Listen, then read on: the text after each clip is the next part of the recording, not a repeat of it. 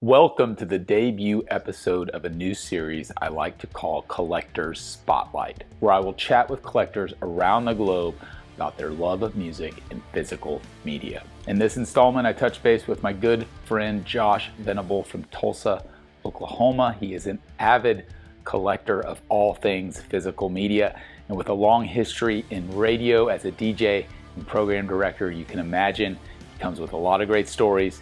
Here's the episode. Hope you enjoy it. Josh, how are you, my friend? Good. Thank you. Thank you for asking me to be on this. I'm super excited to have you, man. It's always fun to be a guinea pig on something new, huh? But this is record, so this shouldn't be an issue for you. It's something I know not much about. Yes, that's one of the reasons why I wanted to kick this off with you. I'm just excited to learn from people, and not only about records, but just about music in general, and connect with people around the world. And I think this is going to be a great avenue to do that. So I want to talk to you today about your journey as a record collector, kind of where you started, where you are current day, and the different kind of touch points along the way. So my first thing, if we're going to talk about starting points, I'm curious if there was a singular moment or an instant in time or an artist or an album or whatever that you can recall that really kind of kicked off your love of not only music, but specifically physical media and the physicality of it. Um, so when I was a kid, so I was born in '75. So early on, let's say early '80s, I remember going to the first few concerts I ever saw were things like Kenny Rogers with the Gatlin Brothers, and then Air Supply, who I've seen many, many times since, and I still absolutely love. But I lived in a very small town, so shows weren't coming through all the time, and so the vast majority of the way that I was being exposed to music was on MTV, which I only had at my dad's house, which was still in its infancy, and on the top 40 radio station that I listened to. So Sure. back then, top 40 was a completely different animal than it is now, where it's just all terrible. But in the old days, it was really and truly a mix of a little bit of everything. I do remember in the early to mid 80s, MTV being a really big deal, and like every other red blooded American kid at that time, I liked all the hits. I mean, songs from the Big Chair, Tears for Fears, Duran, Seven and the Ragged Tiger, Purple Rain, Off the Wall, Thriller, Born in the USA, all of these like heavy hitters I from say mega hits. Yeah. yeah, I mean, No Jacket Required, like these things that are just, monster records. And Mm-hmm. when you are a kid, you don't have a very discerning taste. So I thought that everything was good. Sure. But one of the first things I remember buying was a Shaka Khan record. Um, Okay. I bought that on. I should say that the vast majority of everything I bought early on was on cassette. Okay. I was a huge cassette fan. As time went on and hair metal came in, I was a Yep. sucker for that, and that's probably when I started buying things on CD. And so that would have been the first White Lion, Bang Tango, GNR Appetite, the first Skid Row, Warrant, Dirty Rotten Filthy Stinking Rich. I mowed grass for an entire summer so I could buy a stereo. It was a Magnavox stereo with a dual cassette, a receiver, a turntable, and at the time, a newfangled CD player, or at least newfangled to me. And I had $14 left over, and I bought the Warrant Dirty Rotten Filthy Stinking Rich record because I was in love with that song Heaven, which is still a great record. And that was the very first CD I ever bought. The very first cassette that I really remember buying may have been a Shaka Khan record or Off the Wall, maybe, or Thriller. And so it's interesting to me, and tell me where. So you go direct from cassettes pretty much to CDs. Yeah. I know if I go back, I I was doing cassettes a little bit, but the 7-inch single was big for me because it was all I could afford because it was a Well, buck. so your 7-inch single may have been my cuss single, and Cassette so single. Yep. one of the first cuss singles that I remember buying was Living Color, Cult of Personality, and Killer track. in high school, I was a part of a band called the Psychedelic Lettuce, and I remember that we took Micah's single because they came in. They're in the closet over there, or I would go and grab you one and show you. But The little cardboard yeah, they slipcase came in a thing, right? cardboard where the single slid in Yep. cardboard, right? Uh, Yep. so I Pretty much like an 8 track, Yeah, so you I know. took an X-Acto knife and I cut it open, turned it inside out, and we used the Living Color Cult of Personality single sleeve for the first Psychedelic Lettuce cassette that we recorded, and I hand drew all over that. Okay. But who gets to take credit for the name psychedelic lettuce? It was Because they either need some Michael props. Stoker, Adam Knapp, or Joey Perry, who also will come into our story in a little while. Okay. Okay. But it was one of them. The four of us were in this band together, and I very rudimentary played guitar. I had a lime green Ibanez guitar, and I think I knew about 3 chords. So tell me when records enter. That's where I'm like, where did that sneak in? When I was 15. When I was 15 years Okay. old, I moved to Dallas. It was like the scene in Wizard of Oz where things turn color. That's And this is 90 if I'm doing math correctly. 1990.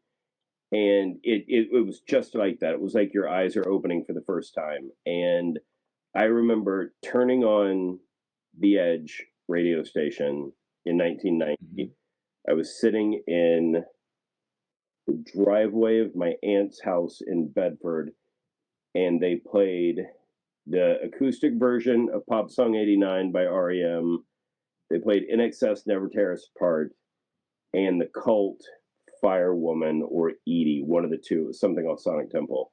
And for those who don't know, the Edge in Dallas, iconic station, really groundbreaking at the time for playing independent college radio, local bands, all that type of thing.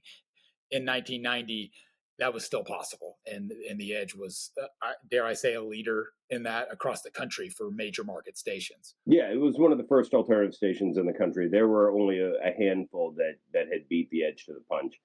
But in Mm-hmm. a pre Nevermind Dookie 10 Blood Sugar Yeah. Sex Magic era, it was bizarre to turn on the radio and hear the Cocteau Twins into Faith No More, into the Cult, into Icicle Works, into Belly, or whatever. And I'm kind of mixing years here, but so I remember turning it on and hearing In Excess and REM and the Cult, and Mm-hmm. thinking this is who I am now. This is my life now. So getting back to the vinyl question, when I moved to Mm-hmm. Dallas, I remember I bought Joy Division Substance, and I remember buying that at a record store back when malls had 2 record stores.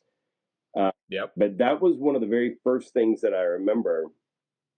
And then I also recall going to Half Price Books, which for people that don't live in the South is like a used bookstore that in the old days would have vinyl for 99 cents or $1.99, $2.99 or whatever. And Mm-hmm. I became very obsessive with getting retro music. In my mind, what retro music was. And keep in mind, this is now 1991. My idea of what retro Mm-hmm. was 80 to 82 or whatever. It was just 10 years before, even late 70s or whatever. So I was getting records by like the Flirts or New York Dolls or Sparks or things that were on the Valley Girl soundtrack, like a couple of them were Psychedelic Furs, Echo and the Bunnymen, Smiths, U2, REM, The Cure, Cult, whoever.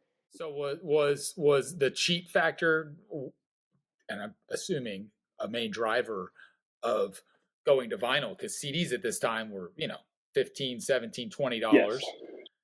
Tapes were getting phased out, but this was the era of you could pick up vinyl LPs dirt cheap because they were on the outs. Yeah, and so many of those things were not on CD. It was very difficult. True. It took time, Yeah, yeah. it was very difficult to find some of those early things because either they had never been pressed on CD or they were already on CD and out of print because nobody bought them. But yeah, they were way cheaper, and I was still buying cassettes well into the early '90s. '93 probably is when I went exclusively CD and vinyl. But yeah, the cheapness factor was definitely a driving force, as you said, 100%. So as you think back to that time, I mean, it probably just came down to a money thing if I think about myself as Yeah, well. The CD changed everything, obviously, and I think for kids, teenagers, it became how much music can I get for the least amount of sure. money because you got no money. So it's like if it means buying the cassette or the record instead of the CD, like that was the defining factor. It wasn't like you were choosing vinyl because of X, Y, or Z. It was like it cost 99 cents. The CD's 18.99, and that's the end of the story. Especially for what they were calling double albums or whatever. Like the Cure "Kiss Me, Kiss Me, Kiss Me" was a very long CD.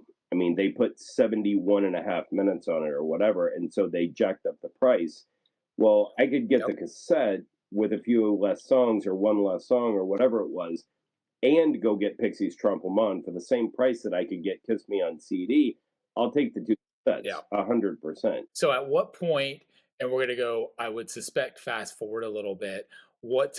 At what point in time does your collection do full lengths or singles, 12 inches, start to become more of a focus, I would say? Is that much later, or are we talking mid 90s, early 2000s when the record collection that I see sitting behind you starts to really start developing? I kind of wish only what you saw behind me was all that I'm looking at because I'm looking around this Eh, room and there's many other facets all over. They're sure. everywhere as it is in your house, I'm sure too. If I only had things I liked, it would be maybe this. But instead, Yeah. it's that I have a lot of stuff that I don't care about. But there is a part of me that says if there is a U2 7-inch out there and I don't have it, it will keep me awake at night. I mean, it's this sort of thing that goes through your head that people who are not collectors don't have to worry about. It must be a wonderful life to not have these problems, to not have a problem of saying to yourself, there is a U2 7-inch that I don't need, and this will not stand. You know what I mean? And but those of us who feel this way, who are, We all understand. We we all all understand. understand it. And that's what I think is so interesting. And I may be jumping the gun on your questions about record collecting No, is no, that no. there's different types of us. For me, I am a quantity over quality person.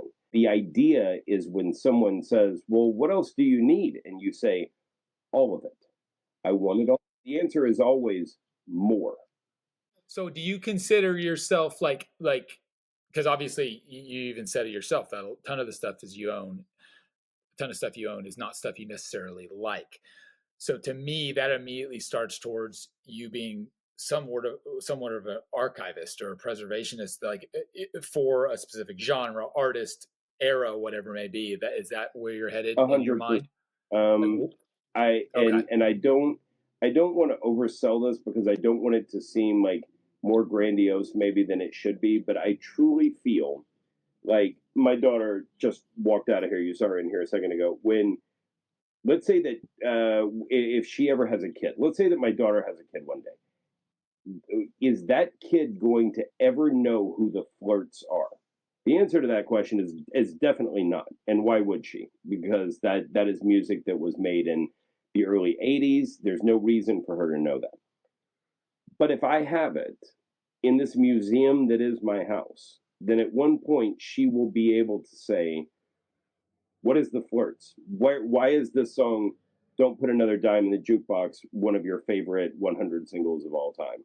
And then maybe on my deathbed I can say, "Let me explain to you why this one Flirt song means so much to me." And I put it on a mixtape for a girl that didn't like me in 1991, and blah blah blah. There's value in that, and there's history in that. And with things going out of print all the time, if I don't have it, who will? And I want it all. I I want think every part of it. I mean, I always say like there are much worse things to be addicted to, 100%. and we know what a lot of those things Yeah, I are. mean, I'm not shooting heroin.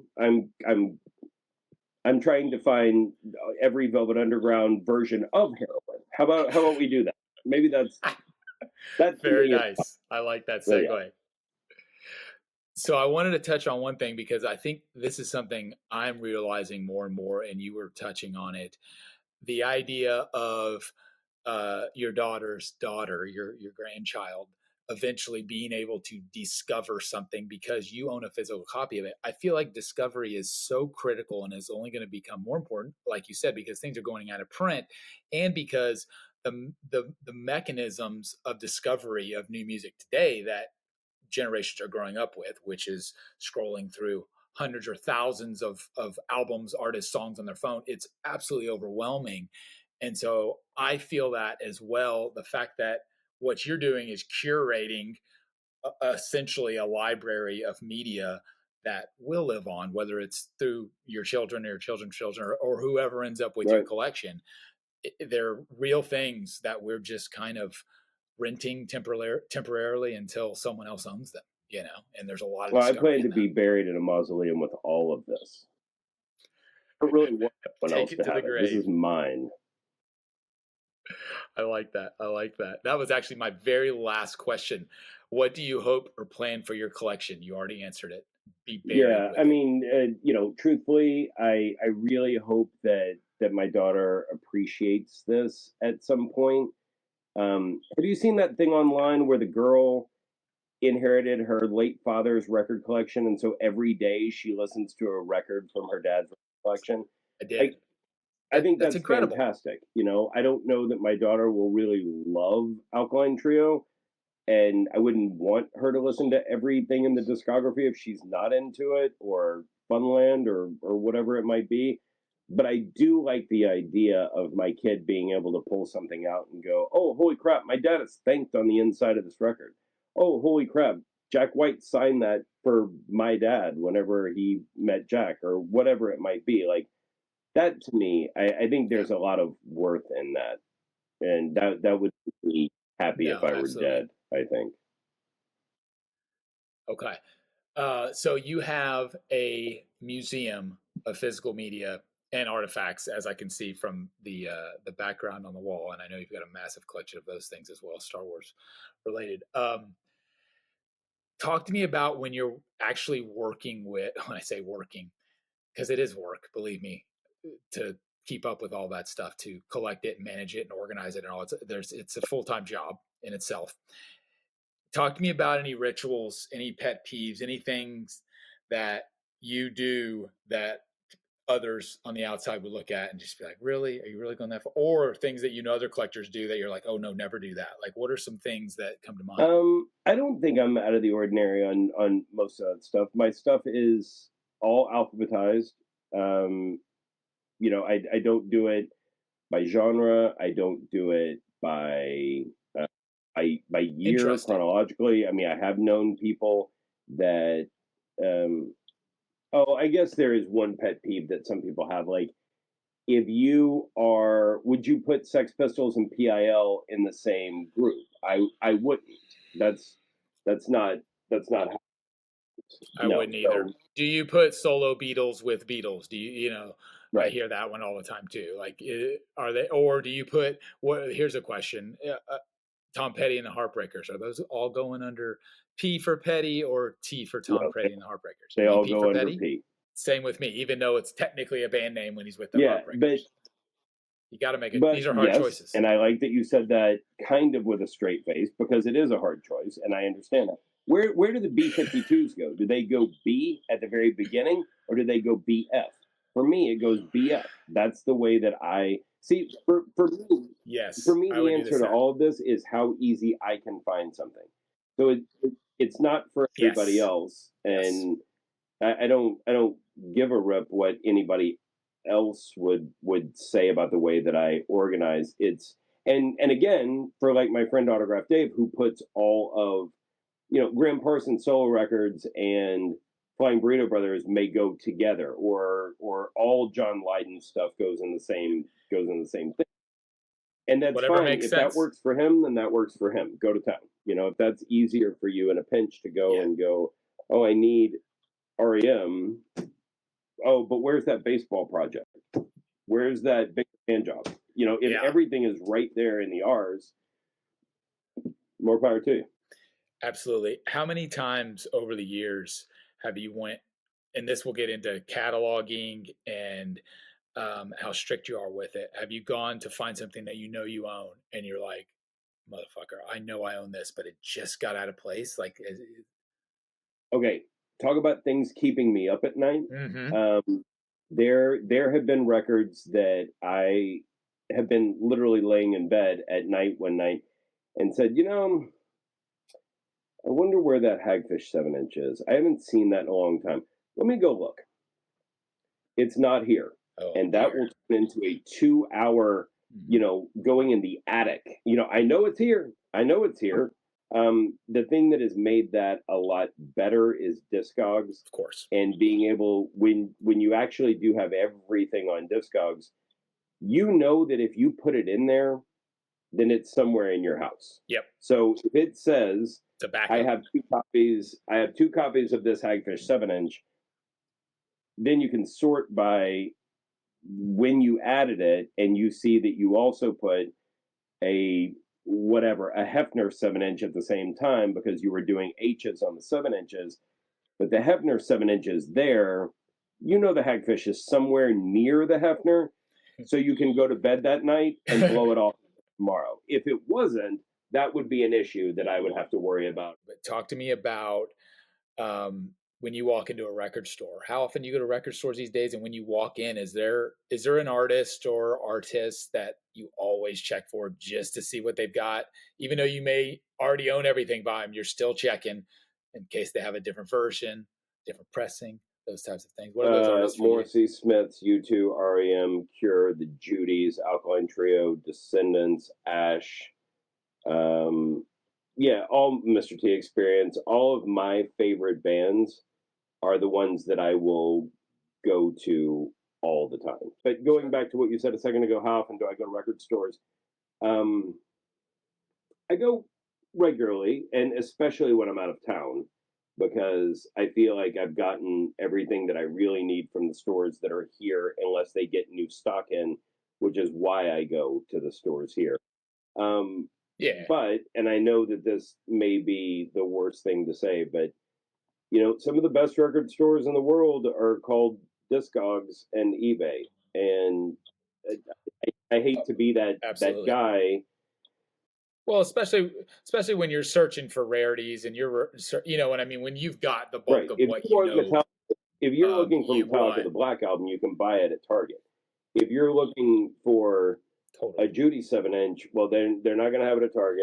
Chances are have it at any record store you No. will ever go to in your entire life. You could go to record Mm-mm. stores every day for the next 50 years and not find one. But there is one on eBay, Yep. or there is one on Discogs that pops up, once every 6 months or a year, and it's the same 20 people fighting it out over and over again. Yeah. That's the thing, is that when you get into a really niche version of collecting, I think that you're only fighting with the other people who have disposable income, who are into the exact same weird niche thing as you. And if it's a band like Yep. Sunny Day Real Estate, well, there's plenty of them out there. If it's a band like the Judies, you're really fighting with only people who are from Texas, who are of a certain age, who have Mm-hmm. money to spend on records. I mean, that group just keeps getting smaller and smaller and smaller. And so something that I collect is, Sure. and I know that there's a lot of people watching this that are not from where you and I are from, but something that I collect a lot Yeah. of is Dallas records, Dallas Fort Worth, Denton records from, let's say, the early 80s up through the mid 2000s. And so there are records in there, or Mm-hmm. CDs. I use records as a just kind of catch all term, but there are record CDs, Yep. cassettes in there that I would pay crazy amounts of money for. Those are more important to me than a lot of other things. Let's do some show and tell, You because know, I would love to see, because that was yeah. my So next thing, is talk to you. I wanted to see some stuff from you that really holds that nostalgic value, whether or not it's monetary. monetarily valuable doesn't matter. It's like what are a few things that you point to that represent you and in your past and kind of your journey? Um, Let me reach over here. So one of my favorite bands of all time, the legendary Descendants, may be the greatest punk rock band of all time. Um, this took a really long time to find both the Fat EP and then the Ride the Wild before Milo was even in the band. Um, I had to trade to get this one a lot. And then by the grace of very good friends, I found this one. Uh, so yeah, and none of these It's the have my rarity. favorite songs by any stretch of the imagination. Uh, this literally holds no fascination to ever listen to, ever for me. But Gotcha. it's the first Descendants release. They're one of my favorite bands, so I have to have it, or I would stay up all night and think about it every day. Um, yeah, so those Descendants are way up there. Going back to the Houston band that I was talking about earlier, that is a band called the Judies. As you can see, this one is signed by all three living members. This was released when they were still in high school and they sold it in their cafeteria. Um, as far as bands that mean a lot to me, this means more to me than members of my family. I love this record the way that I love Air and Water and Dr. Pepper and Saved by the Bell and The Mandalorian. This is important to me. And when they got back together for a benefit a little over 10 years ago, 15 years ago, something, they played in a like middle school gym, and I got to see him and get it signed. And Very cool. this is a very, very important record to me. Um, my favorite band of all time, the Smiths. This is one of two versions of a French 7-inch. There is a Light That Never Goes Out. It's one of the more rare Smiths records. I mean, top five maybe as far as Smiths releases go. This one's way, way up there for me. I bought this in the earliest incarnation of eBay for almost nothing. When, I mean, God, those days of eBay at the very beginning when it was like the Wild West, and you had a bunch of record collectors on there just trying to sell each other their Hmm. wares, and it was fantastic. Oh God, I miss those days. Let's see what else. That's the a test pressing of the first Suede 12-inch that never came out, back when Justine Frischman from Elastica was in the band and Mike Joyce from the Smiths is on the other side. I bought that out of a Goldmine magazine in 1994, I think. Um, Most people say that there's in between 300 and 500 of them. You got to think that a lot have been destroyed. That's something. They're one of my favorite bands. I love that. Um, the first Oasis on Creation, signed by everybody, including Tony McCarroll, appears somewhere. With Yeah, them getting back together, it's a big deal. Um, it's a great record, but beautiful record, double vinyl, signed by the original lineup in fantastic. 1994 when they played at Deep Elm Live. It's a big deal. So that's nice. Um, and then, if it's not too presumptuous, I mean, you Absolutely. want to talk about one of the greatest records of all Tell us about time? it. There it is. I don't want to be a prick about it, but it is one of the most beautiful records I've ever seen. This is a record that I put out through GI's label, DFW Legacy, that does amazing work of preserving the music that was around Dallas, Fort Worth, Denton in the 90s and 2000s. And this record uh, took a long time to come out because I never thought that I would put it out. And it's a bunch of stuff that I recorded for my radio show in the old days on this radio station called The Edge. And the show was called The Adventure Club. And so what I did was compile a bunch of my favorite acoustic sessions. And my best friend, who is no longer with us now, this guy named Zach Crane, did all the photography for it, and as you can see, it is pretty beautiful. There's no font on the front. There's no titles on the back, which is exactly the way that I wanted it. I wanted it to look like a 480 record, like a Red House Painters record. And then you open Yep. it up, and it has this beautiful gatefold in this old abandoned church. And we really spared no expense on this, which was really the point, because I never thought I would ever put out a record again. So down to things like the plastic over the holes in the inner sleeves, the fact that it's gatefold, the fact that the vinyl was colored, the fact that it looks exactly the way I wanted it. The font on the spine, which is the only place that it says Artifacts Live, the Adventure Club with Josh. I wanted everything to be perfect. And it took a long time to get it perfect. But then when it finally came out, it is something that I can pass down to my daughter and say, this is something that is your dad's life, life's work. Very important to me.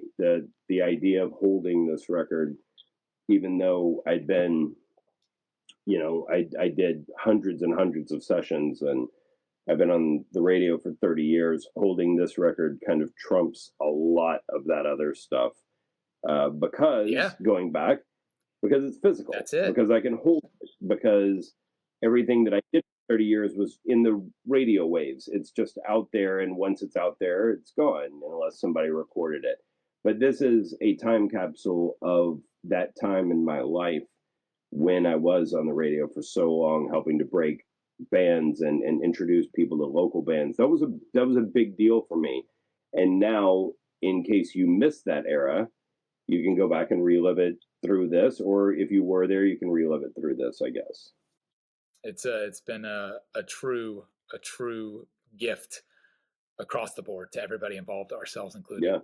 Yeah. Since we started that thing, so it's been fantastic. I want to segue into a couple other topics. You being such a collector of physical media and having such an appreciation for it, what's your experience with digital? What's your experience with streaming, and how do you think about music consumption as a consumer yourself, streaming versus physical, and where that heads moving forward for you and just holistically? I shudder to think. I don't know, because my livelihood revolves around the idea that people are going to listen to the radio until I'm dead, or at least until I can retire. As far as streaming, though, I love it. I absolutely love it. But as far as like listening to records in my house versus streaming, I don't really stream a lot at my house. I do at work or in the car, but also I don't listen to near as much music as I once did.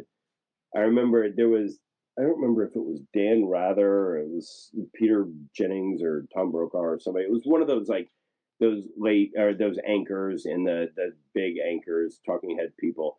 And they asked what TV they watched, if I'm remembering the story right. And they're like, I don't watch TV. I watch TV all day at work. When I go home, I listen to music. So for me, I listen to music all day at work, and when I go home, I watch TV. Like, I'd much rather watch TV and watch movies than listen to records. And I still listen to music all the time. I mean, many, many, many hours a day. But when I'm in my house, I would rather be watching Dallas or Twin Peaks or something. I'd rather be watching TV or movies than listening to records. I find I have this weird habit, because I get asked all the time if I just do records. Like, no, I stream music too.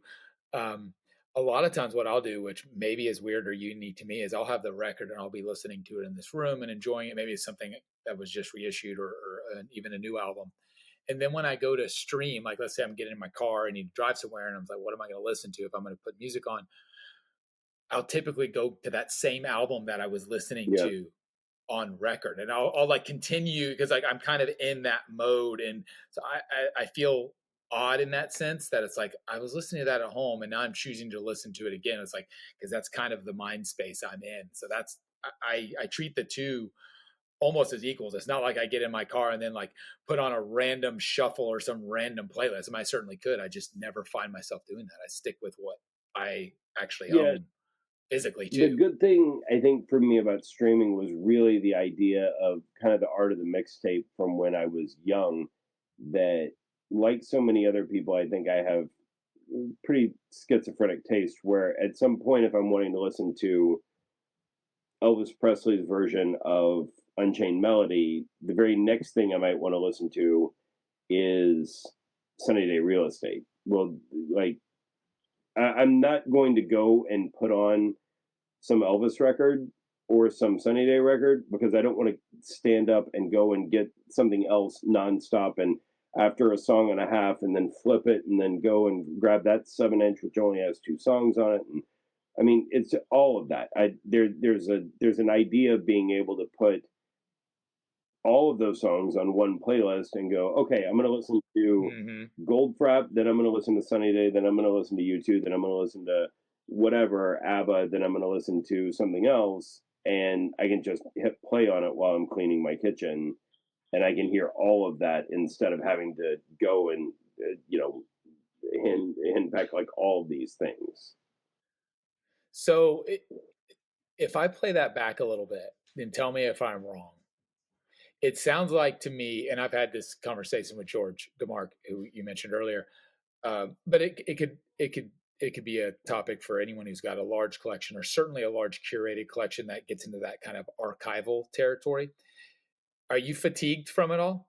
From to the point to where the actual act of playing the stuff isn't as exciting, or it's cumbersome because there's just so much of it and you've spent so much time actually curating it. Is the I guess my question is the joy more now in the curation and the archiving versus the actual dropping the needle? For me, I've always said it's the love of my life and the bane of my existence all at the same time because when you're having to think about it, okay, I'm going to move. I don't Oh I God, don't want to yeah, move. that's a I don't want to ever move because I don't want to deal with this again.